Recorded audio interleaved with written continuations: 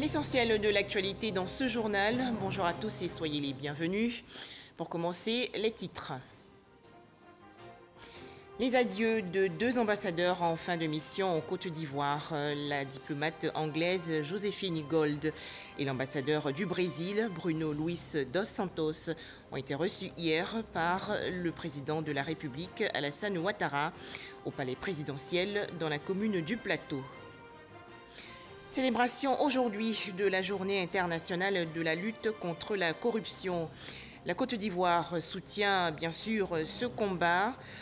Dans ce journal, le message du président de la Haute Autorité pour la bonne gouvernance, Ngolo Coulibaly.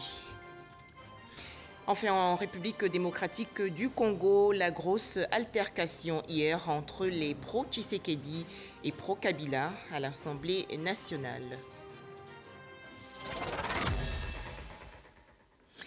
L'actualité en Côte d'Ivoire, c'est le Conseil des ministres. Cette réunion se tient aujourd'hui au palais présidentiel dans la commune du Plateau. Rencontre présidée, bien sûr, par le chef de l'État, Alassane Ouattara.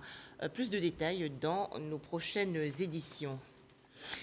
Autre activité du président de la République, Alassane Ouattara, cette audience accordée hier à l'ambassadeur de Grande-Bretagne en fin de mission en Côte d'Ivoire, Joséphine Gold, a fait ses adieux au chef de l'État ivoirien. Leurs entretiens se sont déroulés au palais présidentiel dans la commune du Plateau. Les détails, Viviane Haïm. Nommée en août 2016 comme ambassadrice de la Grande-Bretagne, Joséphine Gold, après 4 ans et demi passés en Côte d'Ivoire, est venue faire ses adieux ce mardi 8 décembre au président de la République Alassane Ouattara au palais présidentiel.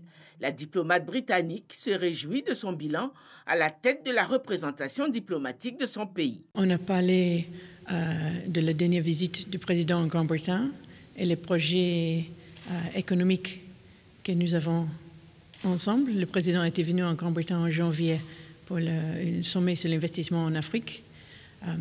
On a parlé aussi de la sortie de la Grande-Bretagne de l'Union européenne et le fait qu'on a dernièrement signé un accord pour assurer la continuité de commerce entre la Grande-Bretagne et la Côte d'Ivoire, que c'est très important pour les exportations de cacao et les producteurs ivoiriens. Joséphine Gold regagne la Grande-Bretagne au terme d'un fructueux séjour en Côte d'Ivoire. Fin de mission en Côte d'Ivoire également pour l'ambassadeur du Brésil. Bruno Luis dos Santos a fait ses adieux hier au président de la République Alassane Ouattara. Les deux hommes se sont entretenus au palais présidentiel dans la commune du Plateau. Retrouvons Viviane Haïm. C'est le 24 mars 2017 que Bruno Luis dos Santos Cobuccio, ambassadeur du Brésil, avait présenté ses lettres de créance au président de la République Alassane Ouattara au palais présidentiel d'Abidjan. Ce mardi 8 décembre, il est venu faire ses adieux au chef de l'État ivoirien après 4 ans de mission en Côte d'Ivoire. Une mission satisfaisante à bien des égards, selon le diplomate brésilien. On a réussi ces 4 ans à faire avancer plusieurs dossiers des relations bilatérales. Quand je suis arrivé ici, il y avait un embargo au Brésil pour les exportations de cacao de la Côte d'Ivoire. On a réussi à résoudre ce problème. On a connu aussi une diversification des exportations de la Côte d'Ivoire vers le Brésil. Maintenant, nous importons pas seulement du cacao, mais nous importons de noix de cajou, de caoutchouc et d'autres produits ivoiriens. Des exportations brésiliennes aussi ont connu un saut qualitatif considérable avec l'exportation d'autobus, de Scania Marco Polo. Et voilà, c'est un bilan très très favorable. On a reçu 3 visites du ministre d'État des Affaires étrangères du Brésil ici. Enfin, je suis très content, très fier du travail accompli. Je remercie beaucoup les autorités ivoiriennes qui ont été toujours très, très sympathiques, très aimables avec moi et avec le Brésil. Je remercie beaucoup aussi le peuple ivoirien qui a d'une énorme sympathie. C'est un peuple frère avec qui on partage beaucoup de points, de dire au président Ouattara que le Brésil c'est un pays africain en Amérique latine.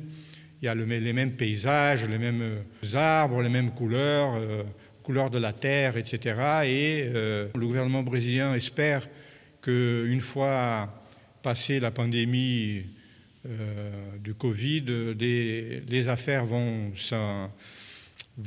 s'accroître, les relations vont se développer, parce que c'est le destin de nos pays. Bruno Luis dos Santos Cobuccio, qui regagne ainsi son pays, a été auparavant ambassadeur du Brésil au Gabon.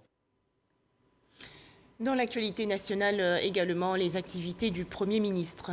Ahmed Bakayoko a échangé hier avec plusieurs personnalités. Il s'agit de Yvette Daoud, l'ambassadeur des Pays-Bas, Joséphine Gold, l'ambassadeur de Grande-Bretagne, Serge Ekwe, le président de la Banque ouest-africaine de développement, et Guillaume Herry, le président du club Abidjanville Durable. Les précisions dans ce reportage de Alexis Ouedraogo. Ce mardi à la primature, un agenda bien chargé pour le chef du gouvernement. Il est 15h. Ahmed Bakayoko reçoit le club Abidjanville Durable. Dans un contexte d'urbanisation accélérée, le club, mis en place depuis 2016, entend apporter sa contribution pour la conception de villes respectueuses de l'environnement. L'idée de ce club, c'est de mettre à disposition donc, toutes les capacités, donc l'expertise, l'expérience des membres du club au service de la Côte d'Ivoire pour construire ensemble des projets innovants au service de la ville durable. 15h30, place à la BOAD. La Banque ouest-africaine de développement a un nouveau patron depuis le mois d'août dernier.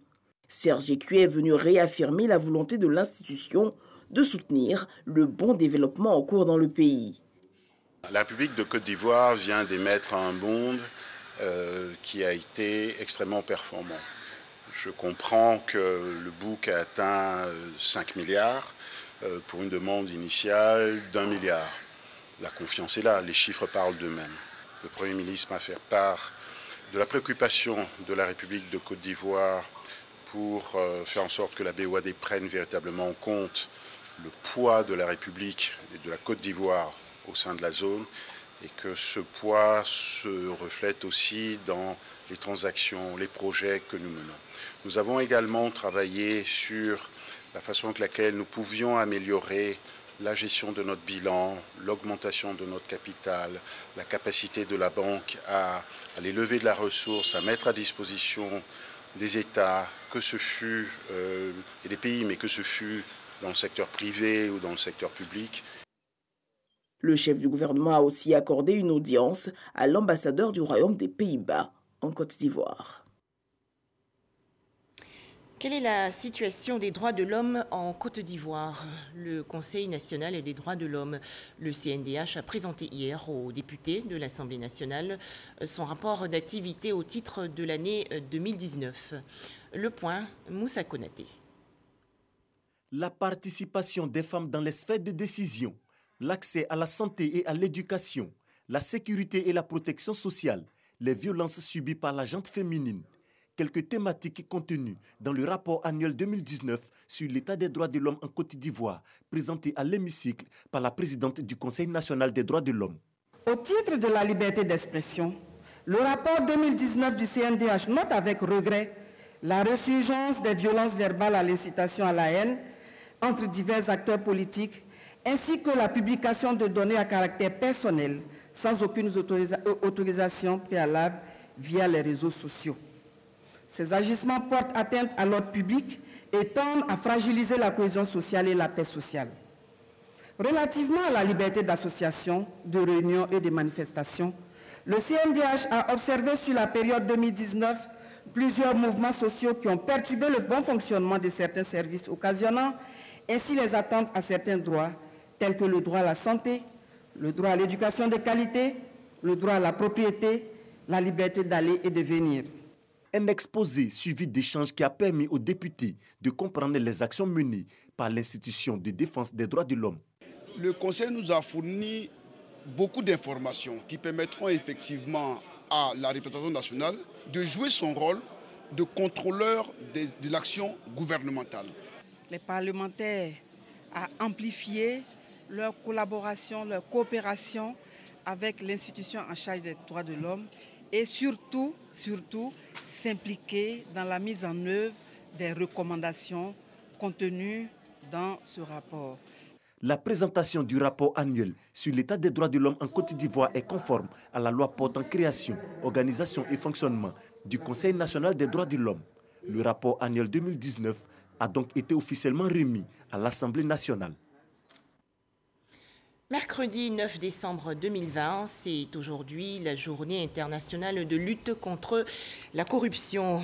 Ce fléau touche malheureusement tous les pays du monde. En Côte d'Ivoire, le président de la Haute Autorité pour la bonne gouvernance a fait une déclaration. Ngolo Coulibaly est au micro de Sidonie Davila. Le 9 décembre est une journée qui met en évidence l'importance de lutter contre la corruption. Ce phénomène complexe touche tous les pays. La Côte d'Ivoire n'est pas épargnée, elle est aussi engagée dans cette lutte. Tout en comptant avec l'avènement de la pandémie à coronavirus, les Nations Unies ont choisi comme thème « Rétablir avec intégrité ». L'objectif visé par le choix du thème est d'attirer l'attention des gouvernants du monde entier, mais aussi de tous les autres acteurs de la lutte contre la Covid-19 sur la nécessité de mener leurs activités avec responsabilité et intégrité.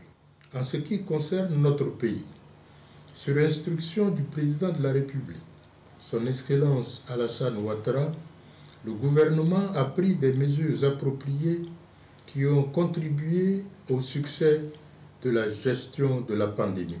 Parmi ces mesures dont se félicite la Haute Autorité pour la bonne gouvernance, la création de fonds spéciaux avec une gestion supervisée par des cabinets internationaux d'audit.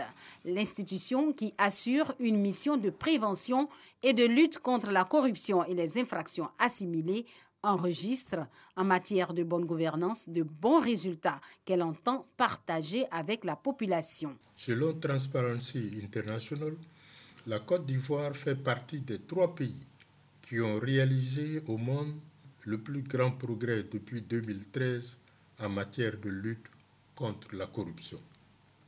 Par ailleurs, la Fondation Mo Ibrahim, dans son dernier rapport, classe la Côte d'Ivoire parmi les 5 économies africaines ayant le plus progressé en matière de gouvernance ces 10 dernières années. Le président de la Haute Autorité pour la bonne gouvernance, Ngolo Coulibaly, invite par ailleurs les populations à se mobiliser davantage pour participer activement à la lutte contre la corruption afin de garantir à la Côte d'Ivoire l'émergence. Direction à présent Grand Bassam dans la région sud du pays. Une rencontre se déroule actuellement sur la reprogrammation du modèle macroéconométrique. Objectif, actualiser la base de données de la Direction générale de l'économie. Les explications de Jean-Louis Gbangbo. L'objectif de ces travaux est d'aboutir à une base de données actualisée, d'avoir une vue complète de l'économie nationale à travers tous les éléments du processus de production, les emplois des biens et services ainsi que les revenus générés. En somme, un outil moderne qui aidera à la prise des décisions des autorités dans le cadre du prochain Plan national de développement PND. La mise en place d'outils plus modernes et efficaces de gestion macroéconomique pour le suivi et l'évaluation de la réalisation des objectifs du PND s'avère indispensable. Afin de consolider ces acquis et accélérer notre marche vers le développement, le gouvernement a entrepris une modernisation en profondeur de l'appareil statistique national avec comme point de mire le changement de l'année de base qui passe désormais de 1993 à 2015 ainsi que l'adoption du nouveau système de comptabilité nationale S1 2008 du Fonds monétaire international pour le calcul des comptes nationaux. Jusqu'à la tenue de ce séminaire, la base de données avait été constituée à l'aide d'outils devenus aujourd'hui obsolètes. L'actualisation de cette base de données se fera donc selon un nouveau cadre, le système de comptabilité nationale 2008. Restons dans la région sud du pays. La commune de Assinimafia abrite la 5e édition de la formation diplômante sur la régulation de l'énergie. Des travaux initiés par l'Agence nationale de régulation du secteur de l'électricité en Côte d'Ivoire en partenariat avec l'École des mines de Paris en France. Objectif, la régulation des marchés de l'énergie. Les explications de Mahama Traoré. 25 cadres supérieurs issus de 7 pays africains prennent part à cette formation badge sur la régulation de l'électricité. Initiée en 2016 au profit des régulateurs de l'électricité de l'espace Afrique francophone, cette formation est le fruit d'un partenariat entre l'Agence nationale de régulation du secteur de l'électricité en Côte d'Ivoire, ANARECI, et l'École des mines de Paris. Contrairement au monde anglo-saxon, dans l'espace francophone, on est en retard sur la formation. Avant cette formation, il n'existait pas de formation en français destinée aux cadres africains pour les accompagner dans la libéralisation du secteur de l'électricité. En tant que cadre dans une agence de régulation, cette formation permet d'adresser avec beaucoup plus de pertinence des questions concernant la tarification, la surveillance du marché et toutes les compétences émergentes d'un régulateur, notamment les questions relatives aux énergies renouvelables, aux zones non connectées. L'enjeu de cette 5e édition sera de renforcer les compétences des auditeurs sur l'ouverture à la concurrence du secteur de l'électricité dans les pays africains. L'objectif, c'est de faire comprendre à nos cadres, à nos collaborateurs, comment et quels sont les instruments qu'on met en place pour qu'il y ait une concurrence efficace. Cette concurrence ne doit pas être au détriment des consommateurs. C'est une concurrence qui doit permettre de développer le secteur et permettre aussi aux consommateurs de profiter de ce développement. Le volume horaire global des enseignements est de 180 heures étalées sur 6 semaines. Dès 2021, les cours se poursuivront en France et s'achèveront au mois d'octobre par une série de soutenances des auditeurs. Zouaounien, dans la région ouest du pays, le chantier école de Gloleux a été inauguré récemment par le ministre des Mines et de la Géologie, Jean-Claude Kouassi. La construction de ce chantier école vise la formation qualifiante des jeunes et la lutte contre l'orpaillage clandestin. Pour en parler, Ève Boué. Le chantier école de la petite mine de Gloleux dans le département de Zouaounien est inauguré par le ministre des Mines et de la Géologie, Jean-Claude Kouassi, en compagnie du ministre de l'Artisanat, Konaté Sidiki. Pour cette première promotion, ce sont 30 impétrants qui, durant 4 mois, seront formés pour être des artisans miniers modernes et modèles. C'est un métier qui m'a plu d'abord. Et on voit que l'exploitation clandestine, sincèrement, détruit. Et quand c'est comme ça, il y a plus de sécurité, il y a de l'ordre. Diplômé de mine et géologie, cette opportunité est bienvenue pour moi en tant que jeune d'apprendre le métier de minier et me permettre aussi de m'installer à mon propre compte demain. Une action du gouvernement pour lutter contre l'orpaillage illicite.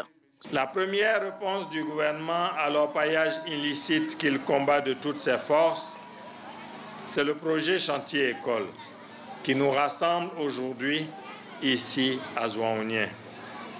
Objectif visé par ce projet, garantir à travers une formation de qualité, un encadrement et un suivi régulier des artisans miniers, la création d'emplois pérennes et décents et un développement économique durable du secteur de la petite mine en Côte d'Ivoire. Les élus et cadres de la région du Tonkpi, reconnaissant à l'état de l'ouverture de ce chantier école, exhortent les jeunes à saisir cette opportunité. Ce chantier dans la région permet aux jeunes de cette région qui veulent faire de l'or, comme on apprend la menuiserie, la mécanique, l'électricité, de venir apprendre ce métier. C'est une porte ouverte à une formation, à un apprentissage. Mais le programme ne s'arrête pas là. Une fois ces jeunes formés, ils sont accompagnés, encadrés. Avec une équipe de 10 jeunes, on peut faire une exploration de ce type-là qui peut être rentable, qui peut être productif. Et donc, il est important que nos jeunes sachent, au lieu de rester dans les villages, à ne rien faire. Le chantier école de Gloleux est le 11e du genre ouvert sur l'étendue du territoire en cette année 2020. Toujours en Côte d'Ivoire, des équipements d'une valeur de 850 millions de francs CFA offerts hier à l'Office national de la protection civile, l'ONPC. Il s'agit de véhicules sanitaires, des autopompes et autres kits de premiers secours. C'est un don du Japon soutenu par le programme des Nations Unies pour le développement. Walter Amadou.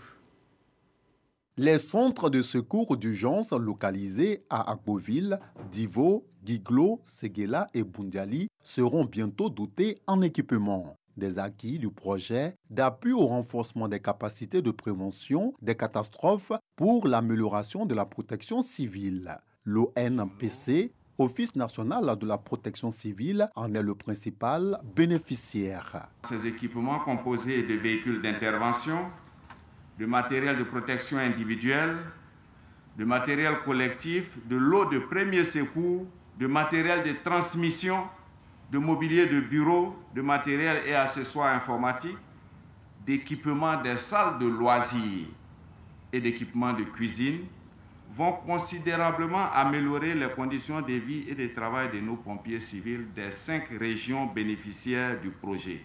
Ce don de plus de 850 millions de francs CFA est une action conjointe du Japon et du PNUD, Programme des Nations Unies pour le développement. Je voudrais réitérer l'engagement du PNUD à demeurer aux côtés du gouvernement ivoirien dans la poursuite de la modernisation du secteur de la protection civile, dont les résultats contribueront à engager le pays sur le chemin du développement et de la paix durable.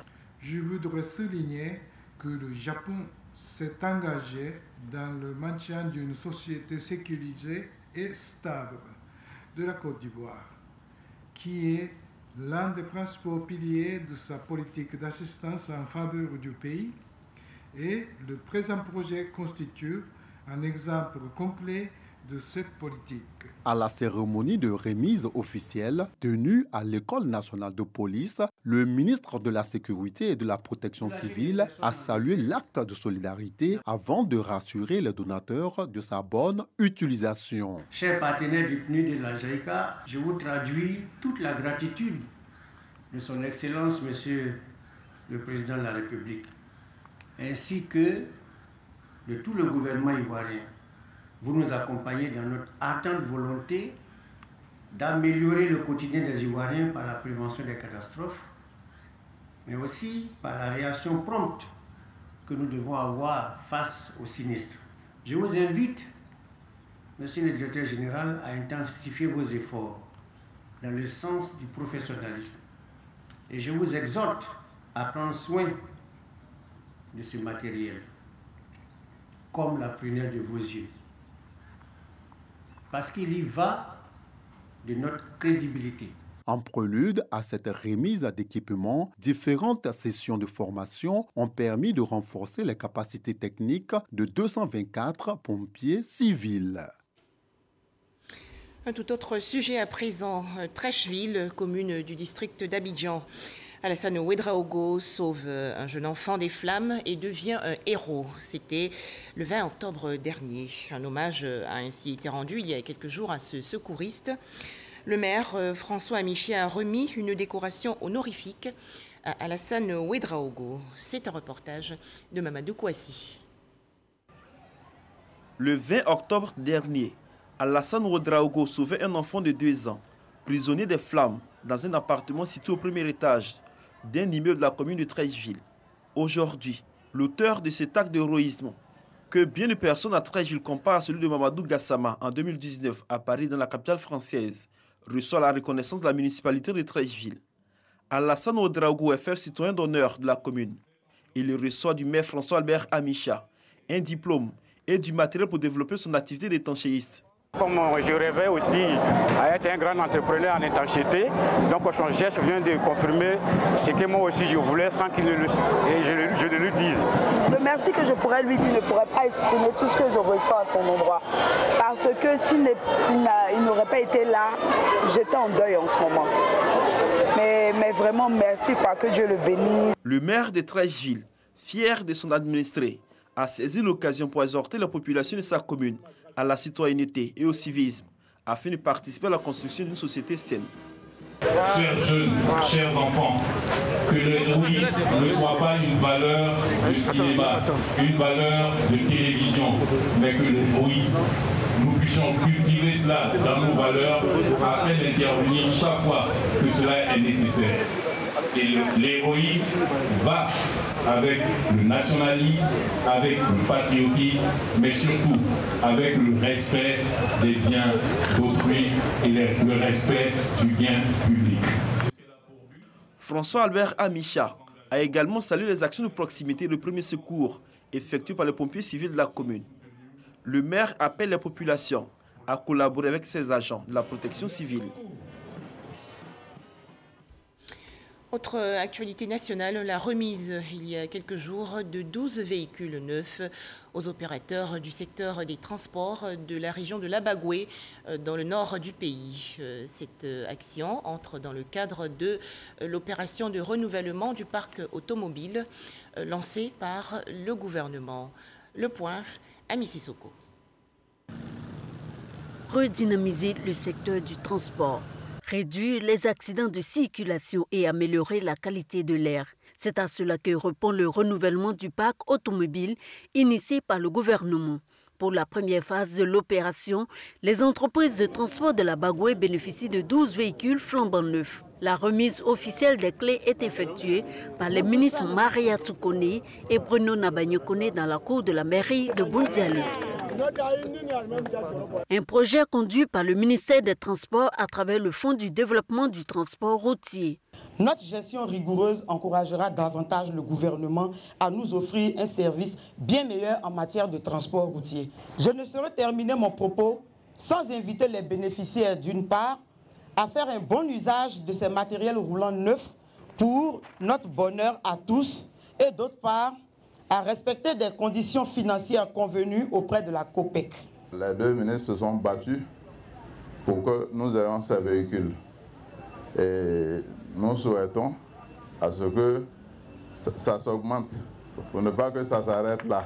Tous ces véhicules ont été acquis par les entreprises de transport de l'Abagoué sans apport initial.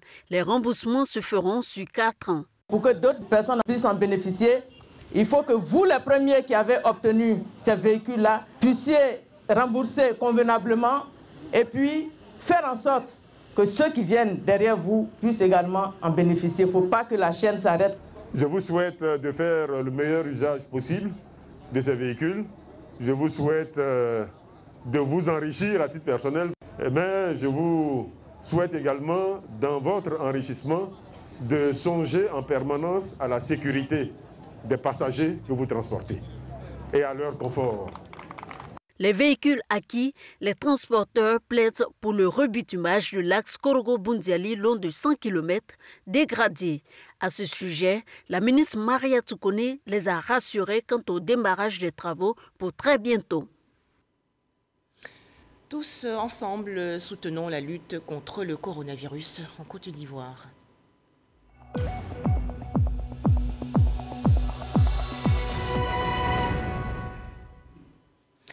Six nouveaux cas de maladie à coronavirus ont été enregistrés hier en Côte d'Ivoire par le ministère de la Santé et de l'Hygiène publique.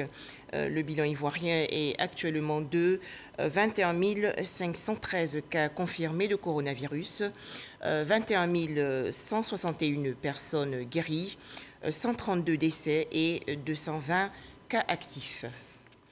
Enfin, journée mouvementée hier en République démocratique du Congo, alors que des députés pro-Tshisekedi et d'autres de l'opposition veulent faire tomber le bureau de l'Assemblée nationale, jusqu'ici contrôlé par le camp Joseph Kabila. Des heurts entre militants des deux clans ont éclaté dans l'enceinte du Parlement à Kinshasa, la capitale. À noter que la tension est retombée dans la soirée. Merci de nous avoir suivis. D'autres informations sur notre site rti.ci.